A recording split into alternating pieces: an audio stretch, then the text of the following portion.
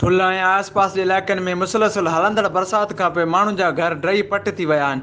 माण्हू घरनि खां बेघर थी विया आहिनि। हिन वक़्त ताईं बि माण्हू पाणीअ तरफ़ फाथल आहिनि, पर ठुल्हे इंतिज़ामिया तरफ़ आवाम खे को बि रिलीफ न मिली सघियो आहे।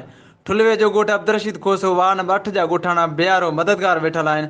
वधीक हिननि जेकम न्यूज़ सां ॻाल्हाईंदे चयो आहे त ॻोठ अब्दुल रशीद खोसे में दे उदी कोई भी अॼु ताईं ज़ाहिर न थियो आहे।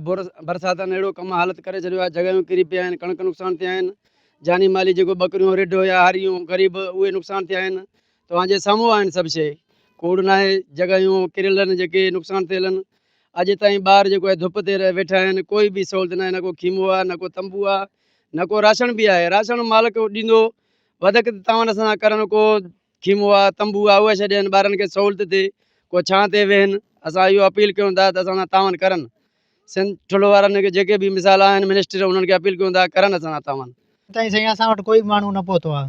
हेॾो सारो नुक़सानु थियो आहे, माल थियो आहे, फसल विया आहिनि, कणिक विया आहिनि, असांजा ग़रीबनि जा बकरियूं मरी विया, रिढा मरी विया आहिनि। हिन टाइम ताईं को बि माण्हू हिते ज़ाहिर न आहे, को बि माण्हू हिते वार्ड नंबर 8 ते अचण ते तयारु न आहे।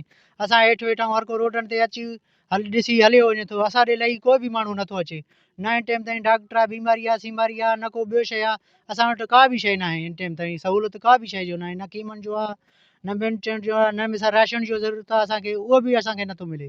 मदद नथो थिए, असांजो ग़रीबूं घर किरी पिया, माल रिढ बकरी उहे मरी विया। हिन टाइम ताईं असांजो को बि नथो करे सघे।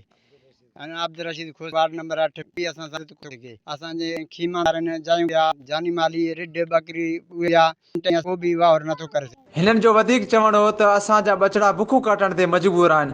सारियल फसल बि तबाह थी वियो आहे। बियारो मददगार खुलियल आसमान हेठि वेठल आहियूं।